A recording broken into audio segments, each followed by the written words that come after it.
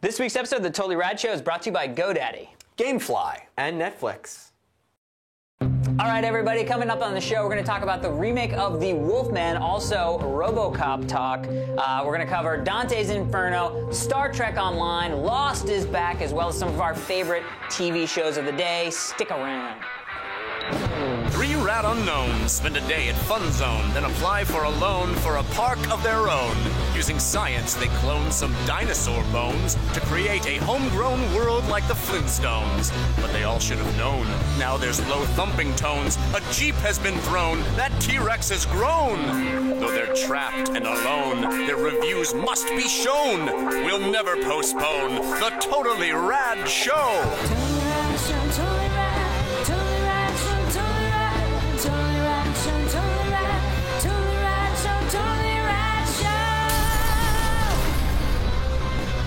Hello, everybody, and welcome to The Totally Rad Show, episode number 152. I'm Alex Albrecht. I'm Jeff Canada. I'm Dan Trachtenberg. Totally Rad Show's weekly dose of all things rad.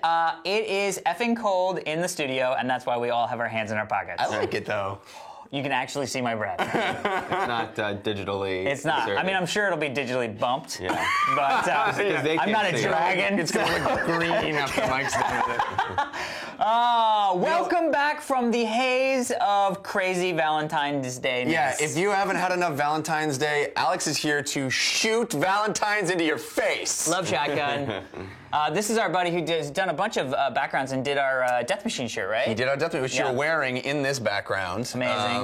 And we love, I mean, this is, the reason he made this, you know, Yes. is because when we originally had the Death Machine on the show, Yes. you made a offhanded quip About about a how love the shotgun? opposite of a Death Machine is a love shotgun.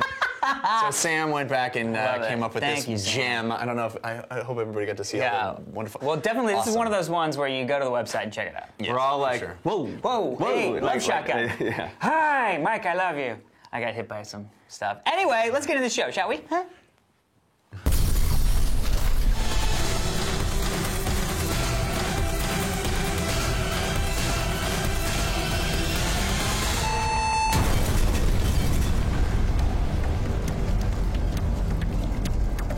This week in movies, we're going to talk about the remake of The Wolfman. So The Wolfman is directed My by Wolfman stance. nice Werewolf Bar Mitzvah, spooky, scary. Boy becomes man, man becomes wolf. Okay, That happened. That that's is what we just call happened. common Tourette's. Shared or Tourette's. Yeah, shared comedy Tourette's. Welcome emails. Yeah, this movie is just the first of a series that's going to culminate in the Monster Mash movie. Right? Ah! Right. Or Van Helsing. So Joe Johnston, it was a clear contender to make this film when you look at his filmography from the 50s nostalgia of October Sky. Which is a great movie, by the way. I love October Sky. Rocktober Sky, that's what I call it. And it's about rockets. No, from October Sky to the 50s nostalgia of The Rocketeer and the upcoming. See? Rocktober makes more sense now. And the upcoming Captain America, Yeah. combined with the monster movie of Jurassic Park 3 and even a little bit Jumanji. So, like I said, remake starring Benicio del Toro as set in the 1800s as he travels back home after the mysterious murder of his brother. We can call it mauling. That townspeople The mysterious mauling of his brother. that townspeople claim by some legendary beast. And Anthony Hopkins plays his father. Alex, what did you think of The Wolfman? Of The Wolfman Cometh?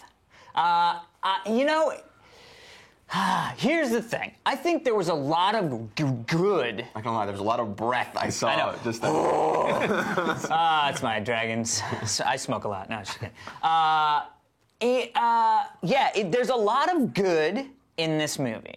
I thought that the CG transformation stuff was really kind of cool, you know, and the story was good enough, you know what I mean? And it's chock filled with great actors. I mean, you know, Hugo Weaving from Weaving? Yeah. Hugo Weaving, he's wavering in this movie. Sure. I like Emily Blunt. She's become one of my new faves. as well as just a bunch of other people. I mean, it's really great. Here's the problem that I had. First off, bunches of jump scares. So if you're like jump scare movies, there's a lot of good jump scares in this movie. And it's audio pretty, as visual. fear. Yeah. Audio as fear. And it's a very well shot. It's a very pretty movie, which I like. I think the problem comes at trying to tip your hat to the nostalgic, iconic Wolfman look. A man covered in hair with half a shirt. Because of that... Sounds like Thanksgiving. Yeah. At the house. You're like, where did your half of your shirt go, Jeff? Turkey? It ends up being very, very cheesy. I didn't buy any of the makeup stuff, and the show, it was almost like, Deep Blue Sea versus Jaws. Once you saw and very much like had the full like walking around acting kind of monster Wolfman, it was just like, come on, that's just Benicio del Toro stunt double with a lot of fur on. So that I felt, and I know why they did it as a nod to the like, this is the classic, that's just a remake, this is the image you're used to, but that stuff played really cheesy to me. So, it's kind of a... Yeah, it does feel like a very old-fashioned movie, and I actually think that's kind of a compliment. It feels old-fashioned in the coolest way. It's shot in a very old-fashioned way. I like a lot, like Alex, I like a lot of it. I love the setting. I love the 19th century stuff. I love the fact that our hero is, a Shakespearean actor. And it's ironic because the one guy in the movie who isn't a Shakespearean actor, I mean, you have Anthony Hopkins and you have Anthony Shure and you have Hugo Weaving, all of which are excellent stage actors. I mean, two of which are probably two of the greatest Shakespearean actors of their generation. And then you have the one guy playing a Shakespearean actor who's probably never done it. Anyway, the measure of a Wolfman movie, to a large extent, is the transformation scene. That's kind of like what you go into a Wolfman movie to see is an awesome transformation. And you get two pretty cool transformations. The third one, not so much. But there is some fun to be had. Ultimately, I think the movie falls flat at the end. I think the end is very weak, and especially that last wolf battle is very weak. And it almost, to the point of it, makes me a little worried about Captain America. But Hugo Weaving is solid. Anthony Hopkins is always solid. It's fun to watch them work. Yeah. But ultimately, the movie, I think, falls flat. Yeah. I agree for a large part with you guys. I also think that Hugo Weaving stood out to me. He really stole the film. I wish he kind of played the Michael Douglas in Ghost in the Darkness, and interesting. Sort of that not the protagonist, but the guy who comes in the middle of the second act and there's sort of lore behind him. I mean, it wasn't quite that. I wanted it to be that. There was it was a little bit too thin to be. Well, it's cool just that one line of like, you worked on the Ripper case, Right. Like, right. Not enough of that for me. Yeah. I really enjoyed the beginning of the movie. I agree, it's a very old school flick, and I enjoyed that about it. I thought it did that so much better than Van Helsing. Van Helsing attempted to do the same thing, but was made just like any other adventure spectacle that Stephen Sommers does today. And this took, I felt that Joe Johnston took on the role of more suspense building than action filmmaking. But there were great sequences. There were those great, he learned a lot from... Gypsy sequence. That sequence was phenomenal. Is amazing, but then the problem is you make this Wolfman out to be this superhuman killing machine, and then you kind of, all of that goes away, and he just becomes, you can chase him down and shoot him. You know what I mean? Like, you lose the mystery of it when it's like, here's the thing, and it's like, the guy in the mist was way creepier. I also found it really odd. We were all very excited about Benicio del Toro cast as the Wolfman. There was a great image that I brought up every time we've talked about this previously, of him back when Mark Romanek was going to direct, where he's like strangling Rick Baker and he looks ferocious. Yeah. But they seem to not capitalize on the idea that Benicio del Toro actually kind of looks like Wolfman and has a sort of a ferocity. He's got to his wolfiness. Performances, and I felt like there should have been some sort of, like, he's almost angry. like the he's Jack angry Nicholson before. in Wolf. Yeah. Wolfman. Yeah, where or it's sort in of The more Shining. human. Yeah. You know what I mean? Right. Yeah, that part in The Shining when he turns into a wolf. No, but The Crazy. Shining, in terms of he's ferocious as a human being before there's ever a wolf that enters. I think there are a lot of well done jump scares, but I felt like the bag of tricks that was established in the beginning just repeated itself throughout the end of the movie. So I was very Ready to be not underwhelmed, jump and it just was very long-winded for me. It's fun to see a lot of practical makeup effects, but it seems like they moved away from that toward the end. Also, it seems like all the stuff that was fun at the beginning of the movie, they moved away from at the end. Interesting. So, moving on, I want to touch on something that we haven't yet touched on the show, but it's timely because one of the screenwriters of The Wolfman, David Self, who wrote a phenomenal film, Road to Perdition, which I just was resaw. hired. Yeah. Yeah. It's very long. Too long, in my opinion, but it's gorgeous. I liked it a lot. Yeah. You gave it to me for Christmas. Yeah. I did? Yeah. Excellent. 2 years Because you had ago. never seen it. Yeah. Yeah. So, David Self was one of the writers tapped by Darren Aronofsky to write the RoboCop remake. And he just came out and said he's working on Black Swan right now, but that's still happening. There was debate about PG-13 and R because he wants to keep it R. We never touched upon this. I want to brush up on it with now just because it seems... Yeah.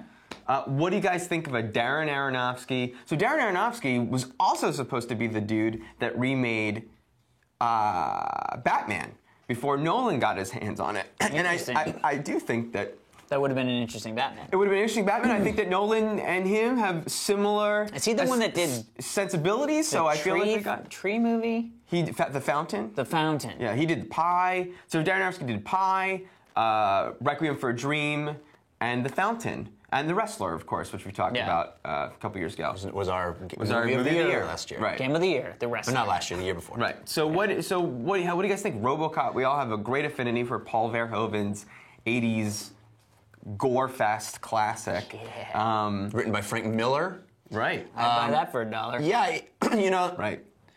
I'm torn because I think that I think we've all expressed the sentiment of the sort of remake syndrome being a little tired, and I definitely feel that with this. It's like, do I need to see a new RoboCop? But RoboCop is such a it could, with new special effects, it could be really something different. It could be it felt. I haven't seen it in a long time, but it feels to me like almost a schlocky movie, almost a B horror movie. That's Paul Verhoeven's thing. Right. Right.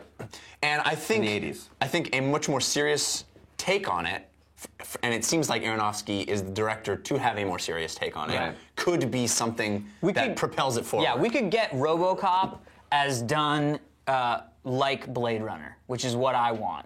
I want to see a RoboCop where it's not just, well, we put these big metal things on it and he's totally the robot guy, but more about, well, what, especially with the new technology. I mean, I just saw RoboCop again because I just got the MGM channel and in HD, and because I pay for it, I'm like, I better watch something on this It was on goddamn after channel. Road to Perdition. I had watched it on A lot HGTV more as stop well. motion than I thought there would be. Right, you know? and that's, I think, what Jeff's touching on. I think it. I think it's a good enough story. I think it's one of those things that, it's not like somebody trying to remake Jaws. Like I don't. It's not on a shelf, and I go, don't you touch that movie. I did the shotgun because he gets blown up by a shotgun a couple times. By Hearts. By Hearts.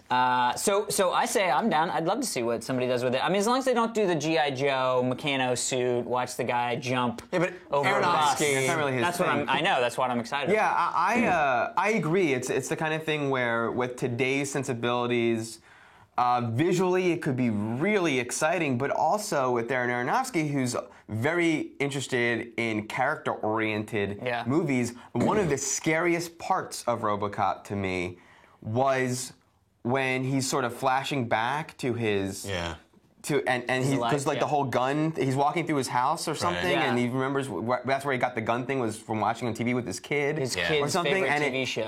I mean, because when I was very young, you sort of learn about death from movies, and that really effed me up. So I think there's a lot of juicy tidbits for and what it him is to be human and not human. There's a lot of stuff to be minded. which is be Blade great. Runner, Yeah. So I also want to say Christopher Nolan, Batman 3 is being worked on, and he's also been given the reins a little bit in terms of producing on supervisory role on the next Superman Godfathering. movie. Yeah, right. I think it's a great quote idea. some blogs. Honestly, I think it's a great idea because if you look, I think Raimi's reboot of Spider-Man kind of started a lot of this stuff, and I think it was great for what that was. And then when Christopher Nolan came in and gave us Batman Begins, that was what really opened my eyes to. We're going to see some really cool new superhero stuff. The Bryan Singer Superman wasn't my favorite thing, but I love Superman. I mean, you, all people, isn't Superman like your boy? One of my boys. Yeah. Well, so I'm excited that that there may even be a sprinkling of the sort of Nolan Dark Knight.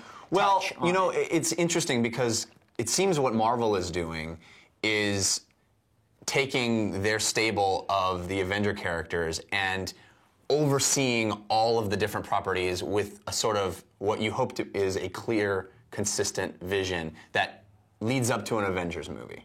And if that works like we all want it to work, it just makes sense for DC to do a similar thing. And I can't think of anyone I'd rather have in that supervisory role than Nolan, because we all love what he's done with Batman. And if there's a consistency to the types of characters. Now, that isn't to say I want to see a Superman who is dark. Right. And I think Nolan is smart enough not to do that. And I think that it's an easy misinterpretation of this to say that the dark Superman. I agree, although DC did say they wanted it to be darker and grit, before this. Yeah, happened. I think the smart thing is is to create these two characters as a dichotomy, because that's exactly what they are in the comics. Yeah. That's exactly how they're pitted against each other, and why an eventual movie with the two of them is an interesting proposition, because you have two characters that go about the same goal in very different ways and in very different images. Yeah. Right. And I think having a director that can play both those sides, or at least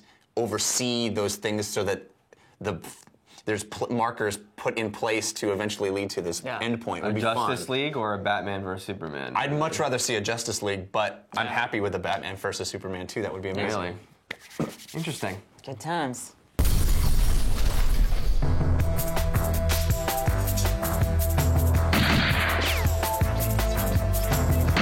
Reload.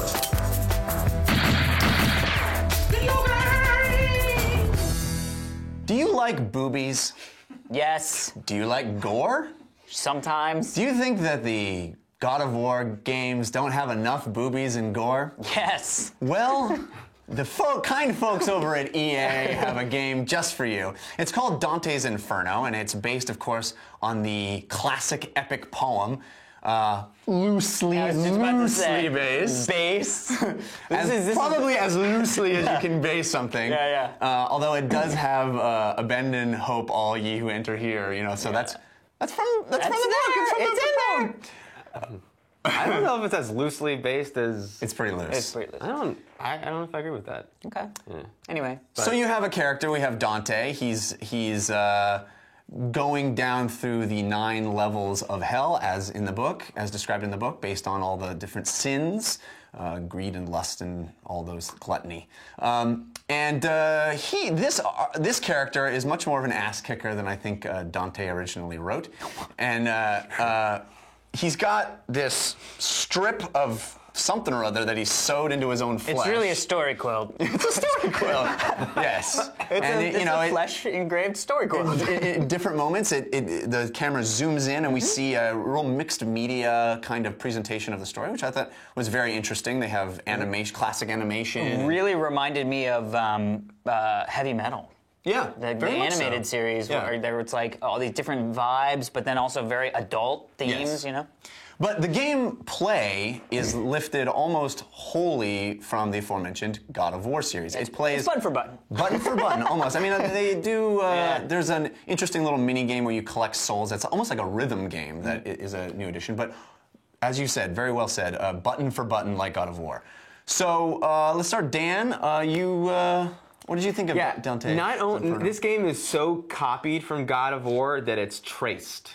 It's traced. I love it. And that really turned me off to it out the gate. But it's a pretty good game, regardless. I think. The leveling up, you can level up, and this is what God of War, in addition to the God of War trace, is you can level up good or you can level up bad. You can level up your magic, essentially, or you could level up your physical attacks, which you want to do cool combos and things and fight people. And the way you do that is you encounter these souls and you can either save them or damn them. Right. Yeah. And the problem why I didn't enjoy it so much out of the gate is because I couldn't do any of those cool combos yet. It really took a long time for me to acquire the abilities to really have fun with the combat in the game, which is the most part of the game. I enjoyed the platforming. You know, we recently reviewed Darksiders, and I sort of I missed a lot of cool platforming elements that were in this game. And the swinging stuff in the game, not really in God of War. So I enjoyed the platforming. I didn't enjoy the QuickTime events, and I'll bring up Darksiders once again because what none of us mentioned about Darksiders is that you would have a kill in the game, a boss kill, that looked like it was going to be a QuickTime event, but you just had to hit one button and then you watch it. And that's a glorious solution to the problem of QuickTime events where something amazing is happening, but I have no idea what's going on because I'm focusing on pressing a button, and I found this game to be a little bit too unforgiving on those button pushes. I also want to say that the character design was really generic. It was uncharismatic. No, I wouldn't say it's generic. I thought it was a little like you're a knight with a scythe, but you're doing. They had the same movement from God of War, but I didn't think that style, that character design, fit what I was doing. It is cool looking. It is cool that you get the scythe from death at the beginning. That's cool. That's pretty cool. That is cool. I think, yes, this is copy for copy God of War.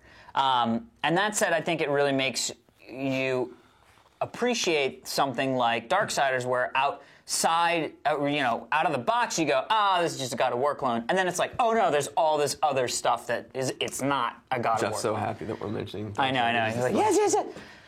I really enjoyed this game, way more than I thought I would enjoy it. And I think it's because it really takes that creepy tone and just goes, this is going to be the creepiest, weirdest game that you've ever played. Sickest, goriest. We're just doing that. And it's like, okay, there was stuff in this game that I wish I could unsee. You know what I mean?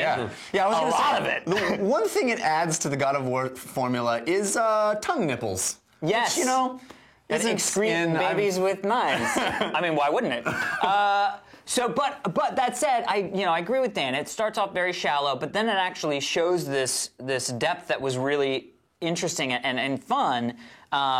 And I actually kind of enjoyed the story. I mean, it was a little rambly, wandering, but it all in all, I was surprised at how much fun there was to be had. If anything, this just gets me excited for God of War 3 on the next-gen consoles. Yeah, I suppose if you can't wait another month for a God of War game and you really love gore, then you probably will have some fun with this game. I didn't. Well, that's not true.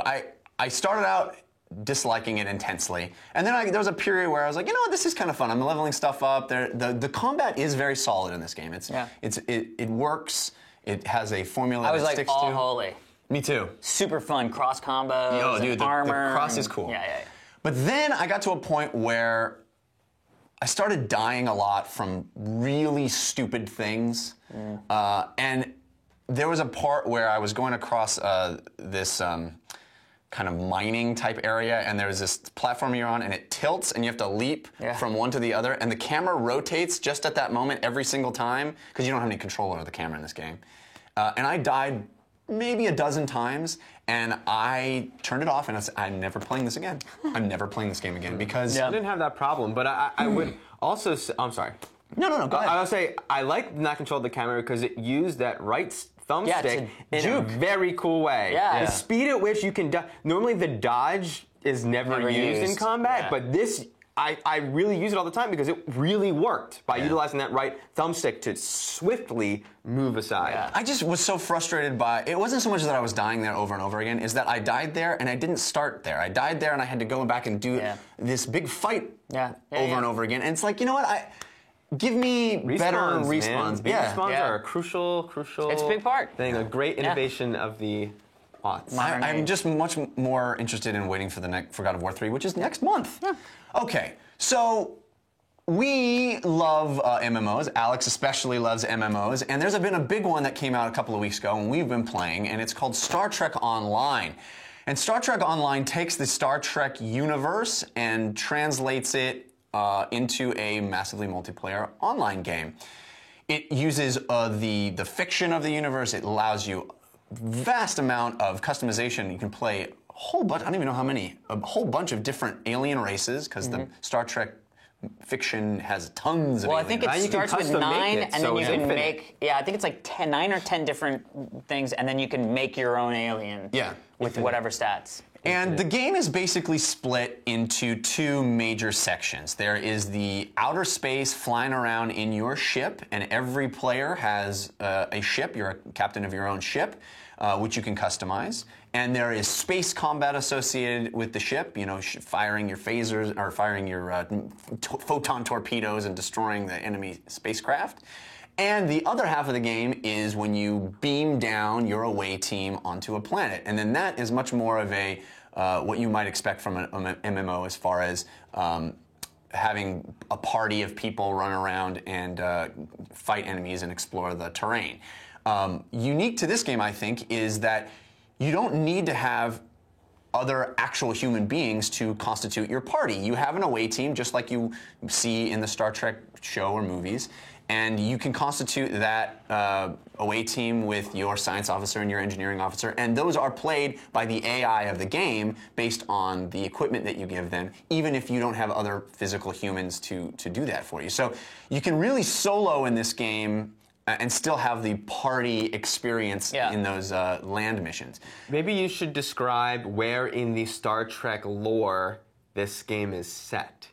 I actually don't know for sure. Do you know? Well, yeah. Well, I mean, we went back in time and went up in one quest. So it's at. I'm referring to something else. Well, just because it seems to have taken on the fiction of the J.J. Abrams reboot, where Spock has set up an alternate course in time. Oh, I see what you're saying. And by the way, Spock is a voice in the game. Both Spocks. Right. So from my understanding of hearing the opening cinematic, is this alternate universe, this parallel thing is happening, because he said he's talking about the Romulans, the same thing from the movie. Right. So I found it interesting that this is set in not only just like well, it's not just J.J. Abrams. I mean, that's the sort of the fiction of all the Star Trek movies, right? That's what J.J. Abrams was picking up on. We could talk Star about Trek the Star Trek fiction lore. And speaking we'll of get which, lots of corrections. I was going to say, because I literally just last night did the episode where we went back through time to help the Enterprise, and was being hailed by Leonard Nimoy, and we were freaking flying around, and there's the Enterprise, and we were like, oh my god. Well, I know that you have been playing a ton of this game, and you love MMOs, and you're the only one of us actually that has played EVE Online, which is the other big space MMO that's out right now. Yeah, so and you're a Star Trek guy. Yeah. All of these things are true. Right. So I went through this. That's not going to happen, Mike. So before I know you want to talk a lot of detail about because I've been reading a lot of press, and I think there's some certain things that need to be said. Well, before we get to the details, I want to hear your broad stroke feeling about the game, where it sits as far as its place in the MMO catalog we have out now, and what you think of it. I think this solves a lot of problems. I was happy to get into EVE. So I stopped playing World of Warcraft just because I got bored with it, as happens, and was looking for a new MMO while I wait for the Old Republic to come out in 2011. And so started playing EVE Online, really liked the space-ness of it. Was sort of more surprised. I was like, oh, I enjoy the space and stuff. You're never a guy on a place. Right. Never. And I felt which is really a cool departure from sort of the tried and true MMO. EVE because as much as we I think all really enjoyed playing Aeon. Yeah. It really felt like WoW Derivative, or any of the other EverQuest or any of the other sort of. It's just It's that formula. Yeah, different skills, you know. And we didn't get to the flying stuff. There was a lot of stuff wrong with EVE Online. There basically was an arbitrary level cap at about 19 where you had to just grind. You said EVE Online. You mean I meant Aeon, yeah. So with EVE Online, it just wasn't. There wasn't fun to be had. There was the stat sheet fun of like, I now have +2 to rocket launcher, cool. But the action of flying your ship was very not fun. It was very click, hit a button, and wait. I mean, you couldn't move your ship in space. You could only click something and say approach that thing. I mean, it was very not that. So Star Trek Online came out, and in my opinion, I was very hesitant about it because I was like, Star Trek, you know, are we all bridge officers? Can I go join my friend on his ship? No, you each have your own ship. Well, okay, that doesn't sound like fun. What I want to do is do all the like emergency power to shields. I'm on it, bing, and now we're able to do the thing. I am totally into this game. And one of the things that I found very interesting about this game was there's a complete change that had happened to me once I hit Lieutenant Commander, which is when you get your second ship or your class-specific ship. I fell in love with the ground combat. Right. So when you're in your lieutenants, which is sort of like level 10, like 1 through 10, I think the game on purpose gives you ground missions about 25% of the time and space missions about 75% of the time. And I think they do that on purpose because it's going to take you more to get used to playing an MMO in a spaceship than it's I'm more running different. around. Yeah. Than I'm running around on the ground shooting. That said, when you get into the Lieutenant Commander area, which is, you know, your 10 to 20 kind of time, boy, the quest lines really show how this game is exciting and visceral and inventive. You know, you're warping in and seeing ships under attack. You're then taking care of all the people attacking the ship, beaming down into the ship with your away team, clearing out all of the people in the ship, then beaming to where their base is, destroying all the people leading up to the base to get close enough to beam down to then get to the end of the base people and destroy the end guy who's been doing all this bad stuff. That is where it really starts to show its innovation. When you're seamlessly going from, you know, we just have to get close enough, kill all these people, and you're using so many different skills, it just really became the game that I had hoped that it would be. You know, there are definitely some issues. You know, there's no crafting system, so there's a little bit of we just kind of go on quests. You know what I mean? But the quests are fun, which is good. The thing that I think it's been getting knocked on in the press is the ground game not being very deep, and I couldn't disagree more. Yes, you can, just like any game, you could walk into an instance in World of Warcraft and have everything just run at you and just pray that you're going to make it out and be like, I hope the healer's healing me because I don't even know what's happening, but we're going to be... So that you can play the game that way.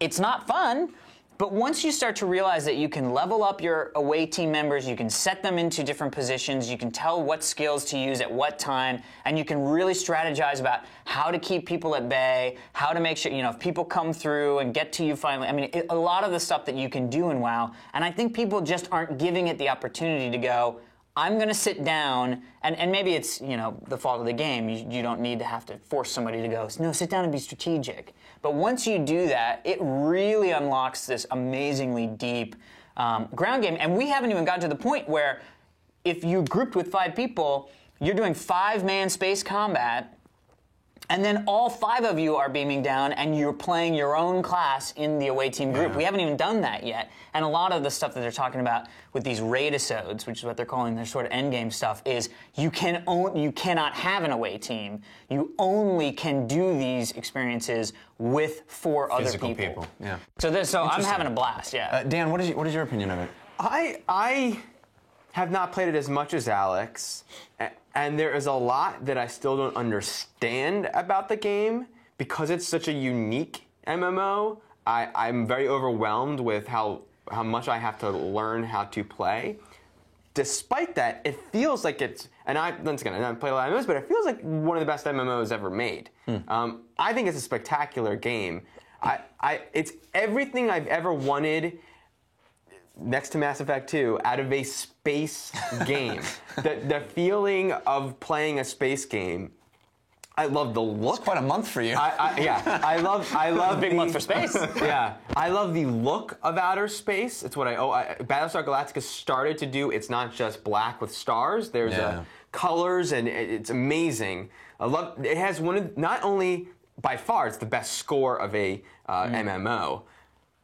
It's one of the best scores of any game. It's one of the best scores I've listened to, and I'm a big fan. Dan plays the game just to listen to the music. The music is spectacular, and it's so great that Dan, what are you doing? I'm just sitting here at the loading screen, just listening to the music. It's so spectacular that in an MMO where it's constantly recycled music over and over, and you have to fill so many gaps, that we get one of the best scores ever in a video game. And they do, with the score, they touch on themes from the 70s show, the 60s, 70s show, are themes they from the using 90s stuff show. from the other shows? They're using themes from those shows. Amazing. Space combat is awesome. Ground combat is cool, though I'm not feeling the depth that Alex is alluding to yet. But it's certainly, I mean, I'm just really loving it. And the quests, I can read a short paragraph that is interesting, and I'm not confused by Lord Helgamuth and blah, blah, blah, blah, blah, blah.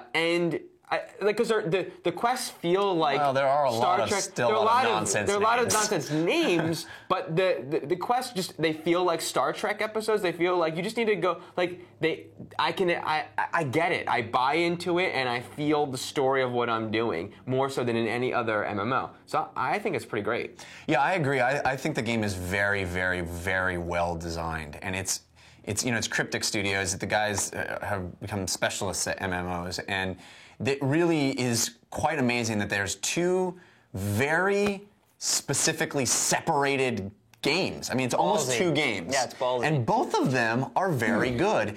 And even more than that, it doesn't feel like two games. It's really exciting when you go into a new sector of space. You have to have a space battle, and then the next part of the mission is beamed down. It flows right.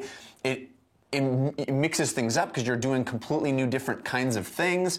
It's a really cool, unique way to do an MMO. And even better than that, it really embraces that Star Trek mythos in a really cool way. And if you are a Trekker, this is like your crack because Dude, when you get it a respects whisper, all that like when stuff. you get a tell, it sounds like you're being hailed on the Enterprise. It's but crazy. every little thing. I mean, the fact that all the skills that you get are things that are said in the shows, so that when you use your skills, it's not just I'm using my thrusters. It's like engage full thrust. You know, it's all all the verbiage is I correct. just got brace for impact or something. Yeah, right. like That's that. a skill. So brace for impact. I mean, it's very Star Trek and very cool. My criticism with the game, and I think this touches upon a little bit of what you were talking about, Dan, is that part of the genius of World of Warcraft, and I think part of the reason that it is the dominant game in this space, is that it makes entering into an MMO for the first time really easy. Yeah. And it does not do that. welcomes right. It's it not welcomes Eve, a but new yeah. player in, and the tutorial is really well made. It makes learning all that stuff very slow and step by step, and you get incremental, like, oh, now I understand this. Oh, but now here's something new. Mm-hmm. This game doesn't do that. It's really a shame that the Well, it does tutorial. for the basic set of skills. I even think but they're I even think the tutorial. There are tutorials that you start with, but I think They're more I like don't- movement tutorials. and I don't think they're well done. In fact, there's a guy, you'll be in a situation, and a guy will go, oh, by the way, if you want to put your things here, you can do it. And it's like, wait, I missed what he said. What? Yeah. And there's no way to go back. And it's like, I was very happy. There is, and there's little tools, right? I was But- very happy I played the beta so that I could make mistakes, because also the way that you manage your skills, you don't level with experience. You gain skill points as you either complete episodes or you defeat enemies, Right. which then you can use to level up your skills. But there's no moment where I felt like that was laid out for me in a No, I clear, agree. concise way. I agree And it's a wholeheartedly.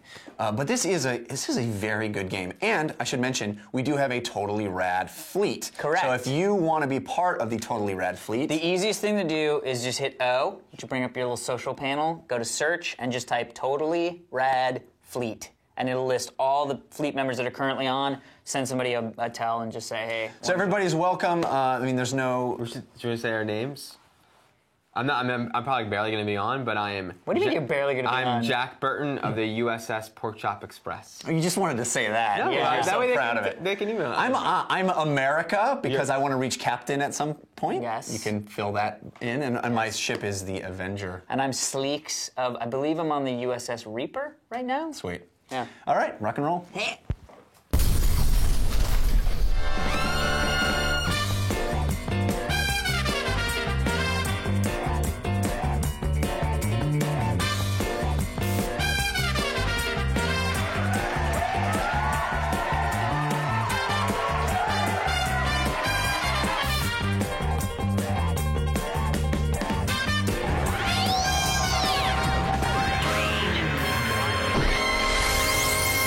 Well, it is that time again, not only for us to talk about television, but for us to talk about probably one of the most iconic nerd shows, definitely in the last 10 years.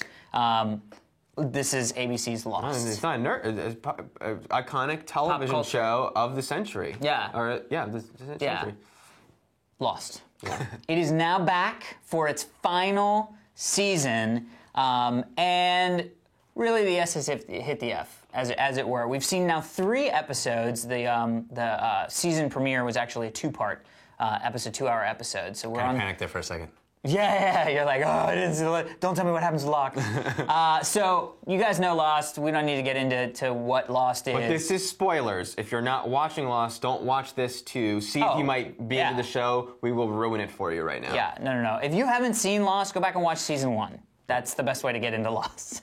And then there's like a couple seasons you can skip, and I'll tell you about those later. I'm just kidding. So, Daniel, Tractor Bird? Right? What did you think of the first 3 episodes so far of the final season of The Lost? Spectacular. At least those first 2. I mean, the last one was good, but not spectacular. One of our film blogger buddies called what was going to happen dead on, in that we are now getting Adam Quigley. We are now getting first season we had flash forwards. Then the last half we had flashbacks, and now we are getting a flash sideways. Actually, had that wrong backwards, but yeah. First season we had flashbacks. Then we had flash forwards. First season we had typical flashes. And now we have back. flash other. Yeah. Now we have flash sideways to a parallel. Well, we don't know what story. it is. Oh, parallel story. Parallel universe. Where the people on the plane do not crash, they make it, and the island is underwater. Well, there's a lot of other stuff that's not. It's just a genius. correct. It's brilliant. It's brilliant. Well, but is it brilliant? And you know, they told us that it's going to be much more like the first season, which I get what that meant in terms of seeing what more character oriented and seeing what their lives were before they're here, and now seeing what their lives could have been. The themes of the show have really cemented for me in terms of accepting the bad things that happen in life and moving on rather than trying to fight them, and that fate versus logic, and you just sort of have to, which is everything was happening in the first season, and now it's really going to be, because I think the finale is going to be, see how your life is terrible if the plane stuff didn't happen, and if you just accepted the problem that happened where you crashed on an island and dealt with it, it would have been better. But I also feel like I'm so bummed that I don't have any affection for the characters, because anymore, or you don't? I've been saying that every time we talk about Lost, I always say I wish I cared more about these characters. I'm much more interested in the plot, and there's wonderfully awesome stuff happening with the plot. I think I now understand why I don't love these characters, because the character moments, the relationships, are handled exactly the same way that the mysteries and the plot are handled. The conversation that these characters have with one another aren't ones that I can relate to. Mm-hmm. They are doling out information incrementally to keep suspense going. They do that with the mystery stuff, but they do that even in the love moments between Kate and Jack, or Sawyer and Juliet, or whatever it is. It's not, here's 2 people relating in a way that I get and can relate to. It's 2 people now I know that he likes her. Now I know, and then it's like this sort of mysterious unlocking of knowledge. Are they going down the right road for you? Yeah, Okay. I think so. Jeff, what do you think? Well, it's certainly event TV, and I get excited every time another Tuesday rolls around and I get to watch another episode. I remember when we talked about the beginning of the last season, because I think we talked about the show about the same time, you know, a couple of episodes had come out. And I have about the same feeling, I think, this time as that time, which is it's kind of starting slow. And I think that's okay. Because I think that every season of the show has crescendoed, and then they go back and kind of like start slow and work up. So I'm not worried about that feeling. I haven't been enjoying these episodes as much as I enjoyed the end or even the last half of last season. Right. But that's okay because I expect this season to ramp up in the same way. I like Dan. I love the new conceit of flashing different, which is really a wild, brash idea that's super cool. I'm just excited to see where it goes. Interesting. It's interesting that you find it started slow. Did you the first hour you felt was slow? Well, I think all the temple stuff has been very slow, and it's been doing that same losty thing which is why I can't tell you what. Well, but. Why? Yeah. I will not even refer to the fact that you asked the question. Well, but it's just that's what I was bringing up with even the character stuff is like that. Yeah. Before you go, I want to say because I feel like Lost is like a high-speed chase as it heads towards a season finale, and then a high-speed chase coming out of the gate, and then we're in traffic where it's like, here we go, stop. And then, oh my God, it's exciting. And then, stop. And then, let's change this and it's fast. You know, like that's what it always is. And then it's like breaking forth to the finale and it's like amazing thing after amazing thing. Yeah, I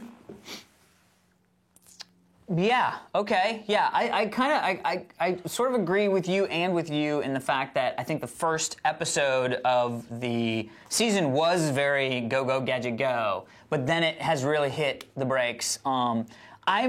I have to say, ultimately, very disappointed that rather than answering any questions at the beginning of this season of answering questions, all they did was raise other questions.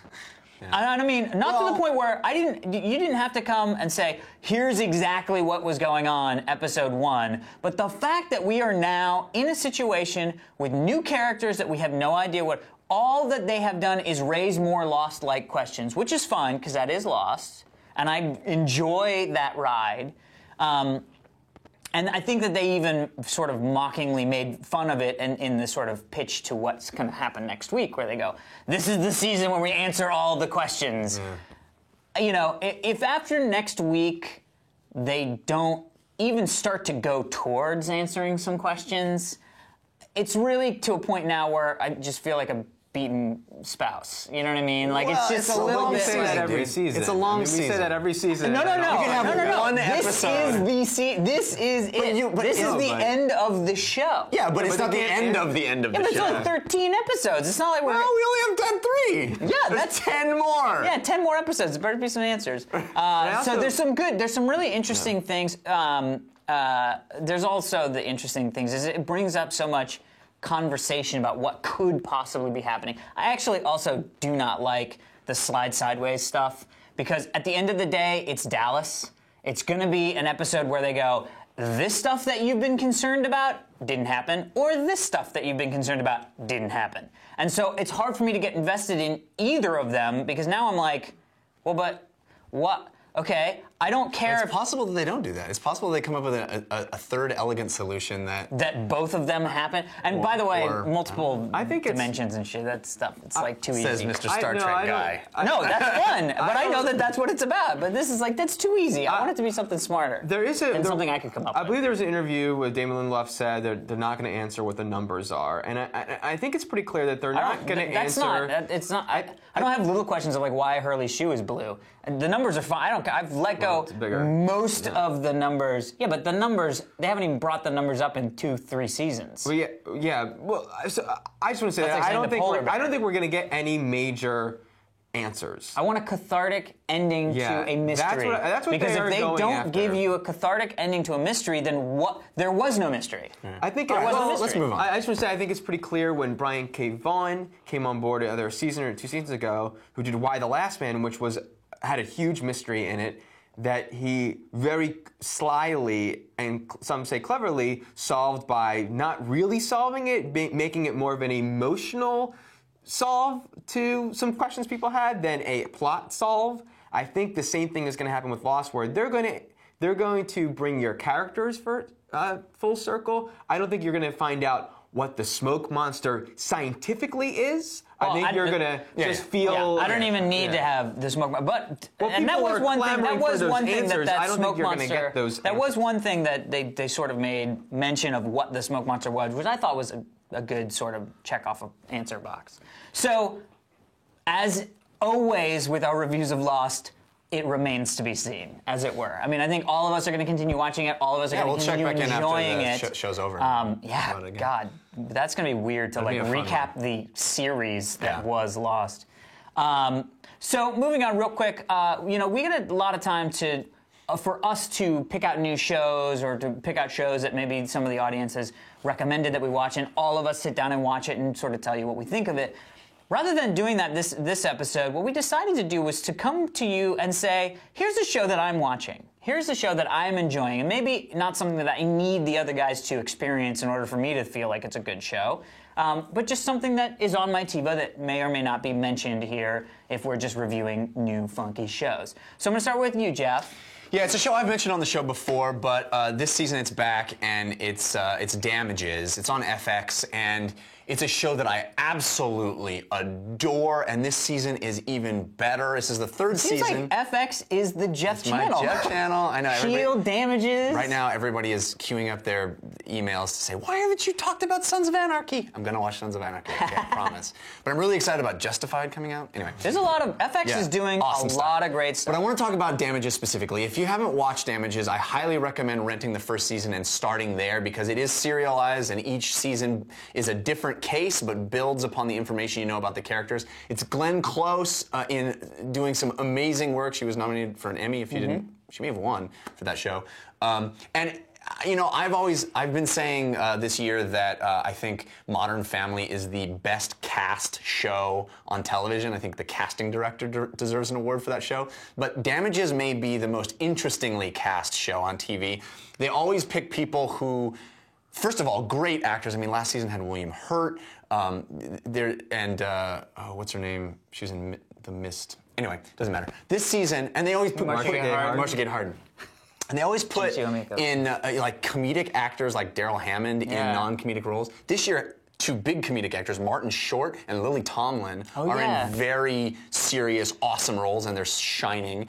And Campbell Scott is like the emotional center of this entire season. He is freaking knocking it out of the park. Scott, yeah. And the structure of the show, much like we were talking about with Lost, is very interesting in that they kind of interweave something that just happened that's very traumatic with flashbacks. So it's almost like a great mystery novel. Highly recommend the show, and this season has Damages. been awesome. It's on my list of shame of shows I should be great? watching. I loved the first season. Is it different than the first season? The way the flashbacks are. No, they do it basically the same way. I mean, it's a different, obviously a different It's event. more like it's flashes. It's more like you're living in the past and you're working up to some crazy acts that happened in the future. And Exactly. You're like, whew, how does that? And it always Yeah. plays with your expectation of how is that going to correlate? As the to season progresses, we get closer and closer to the moment that's the crazy S hitting the F. Yes. I can't. Daniel. I wish we could bring it up when we talk about all the lawyer shows that we'll talk about on the show. Whenever we do that. I am adoring The Buried Life on MTV. Oh, okay. You were excited about this. I was before excited even about came out. it, but scared, and now it's happened, and it's fantastic. It is the bucket list for the youth site. Also, our friend Amtrekker went on that journey that we've told you guys about in past episodes, crossing off things off his list. This show centers around a group of friends who, I believe they were doing this before MTV approached them, and they are going through, they're just out of college, and they're going through a list of things they want to do before they die. Along the way, while they're crossing something off of their list, they will help someone in that place cross something off their list. For instance, one of the things is make a toast at a stranger's wedding. So they have to sneak into someone's wedding. And With a camera crew? well, no, they have. I mean, that's what's so great is sometimes they don't catch it. Sometimes they have these little flip cams, and they always have different ways of doing it. I think some things happen. They get by having an MTV crew following them. I think when they find the people to do things with, that's very helpful. But things like the wedding and the Playboy Mansion they had to sneak into, and Security at Playboy Mansion, not too good? yeah, no, but it was they snuck tied up in at the as like in a cake, and it was amazing. But even better is helping the people cross it. There's a girl who was afraid of roller coasters, and it takes some convincing to get her to go on a roller, which I was that little me kid. too, yeah. And the moment, and she's terrified, and the moment she died, I literally got choked up because it's such a small moment that I feel so many people have experienced, and they put a magnifying glass over it, and it was spectacular. The only thing holding this show back from being one of the best shows ever is the group of guys are not my cup of tea. There's some that are charismatic and they're friends, and it's good to see their connection, but they're not my favorite kind of. I mean, they're cool, but I just wish they were more my thing. Interesting. But it's a great show. So I'm just going to touch on one of my shows that I sort of mentioned a couple weeks ago, which is American Pickers. It has. I wish we could go back and do my top 5 list again, because it has totally supplanted Pawn Stars on that list. It will never supplant the Porn reason Stars. why it will never, let's be fair, it's two guys buying garbage. But here's the reason why is because with Pawn Stars, the thing that's so great about Pawn Stars is, one, the owner is very charismatic. The people who he work with aren't very charismatic, and you kind of have to forgive that. And it's all about the people that he meets and the history that they bring into the store. Well, with American Pickers, the two guys who are the leads of the show are very charismatic, and what they're doing is they're actually going out into the heartland of America and meeting these true-blooded American people who have collected all this really great Americana, and not only are you getting the history of the pieces, but you're getting the history of these people. One of the episodes I just watched was this guy who collected buildings. He's like this 85-year-old man who has a White Castle restaurant in his yard. Weird. But it's just amazing. And he has all these like carriages, horse-drawn carriages that he's made to museum quality. And so it's these conversations that you're having out in the world. And I think it's just really, really great television. It's on the History Channel. So Check it out. all right, TV. All right, before we say goodbye, we do want to thank our lovely sponsors, such sponsors as GoDaddy.com, one of the first sponsors of any of the shows at Revision 3. Love the guys at GoDaddy.com. Not only that, great hosting and domain name registration systems. First off, their web hosting, 99% uptime. 0.9, I think. 0.9% uptime. 99.9% uptime. That's Not more, only even that, more. 24/7 support.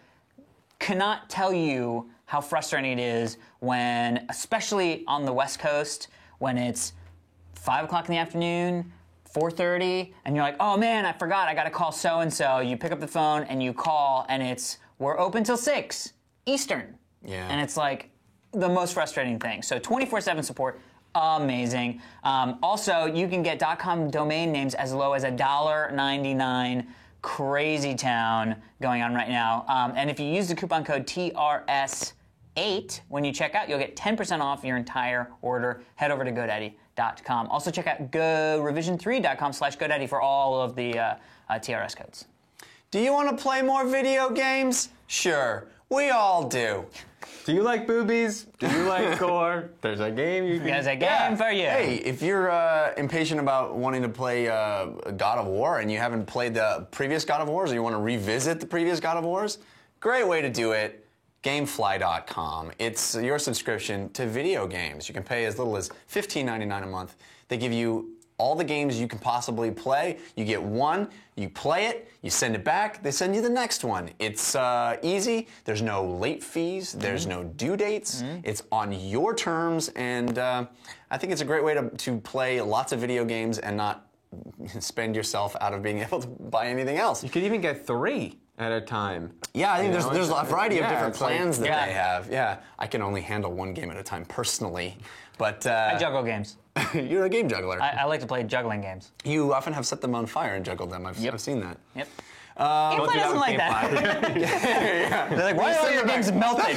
I've been lighting them on fire playing juggling games. if you're like Alex and you want to set them on fire, you can actually click the Keep It button on GameFly.com, pay a limited fee, and then you get to keep it and do Light it whatever up you and want. juggle as much as do you whatever like. you want with it. Although kids not good don't for light the things on environment. fire. GameFly.com/TTRS. You get a 2-week free trial. Go there, try it. Amazing. And Netflix, once again, sponsoring the show. They have over 12 million, I believe, subscribers to their service. That's a lot of I'm service subscribers. I'm a number in there. Yeah. I'm also in that service. I am as well. As did I make my They parents. have for $8.99, you can watch instantly any TV show, or not any TV show, but you can watch instantly TV shows like we mentioned Friday Night Lights in previous Yep. episodes, and movies. I just saw Mongol. It's a Great movie. It's a great Blu-ray, and Yeah. you can, for $5.99 Yeah, you HD can get streaming. a. You can get a. Oh, It was excellent. HD streaming. It looked gorgeous. Excellent. But for $5.99, you can get a Blu-ray on the Blu-ray plan, and it comes to you basically the next day. If you have an Xbox 360 or a PS3, or this spring on the Wii, you can stream your Netflix movies. Highly recommend. HD on the Wii. October I Sky. didn't want to say anything. October Sky for Yep. a movie and a TV show. Damages season 1. Heyo!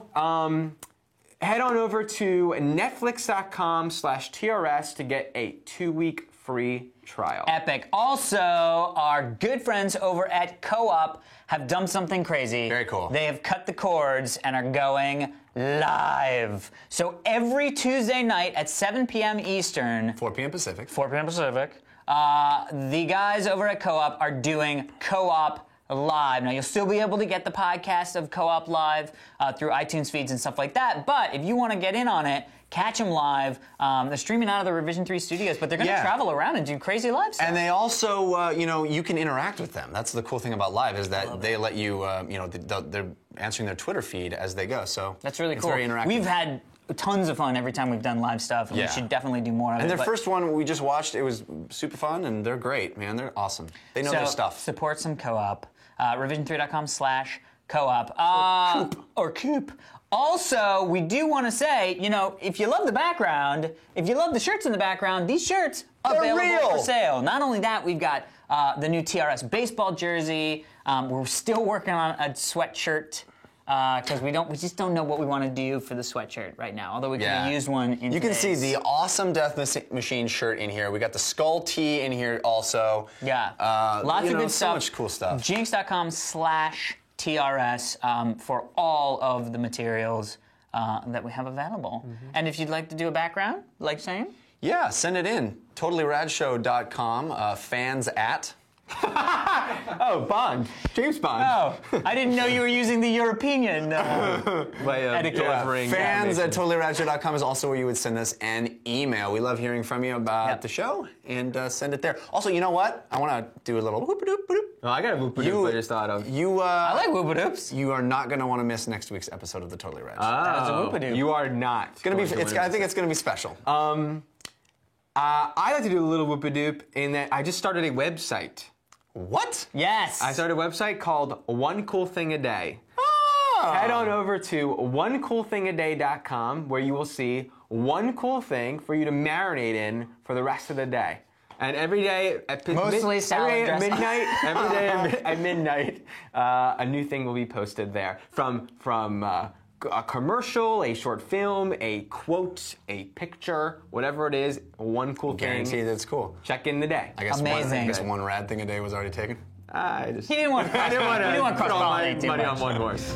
All right, well, that is it for this week's edition of the Totally Rad Show. I'm Alex Albrecht. I'm Jeff Canada. I'm Dan Trachtenberg. Until next week, one rad thing a day. No, cool. Coming up on the show, we've got movies. I knew it. As soon as you started, I was like, he hasn't really thought about what he's going to what we actually Let's talked- see if I can go. I like the enthusiasm, though. Okay, here we go. Coming up on the show, we're going to talk about the movie Wolfman with Benicio del Toro. Also, RoboCop remake possibilities. Bang, bang, bang. Horrible. All right, coming up on the show, we're going to be talking about the Wolfman remake. Wait, it's a remake, right? Yeah. Fuck. They're all remakes. They're all remakes. All right, coming up on the show. Sorry, that was me. I ruined That was you guys. I ruined it. I mean, I would have probably fucked up, but. Werewolf bar mitzvah, spooky, scary. Boy becomes man. Man becomes wolf.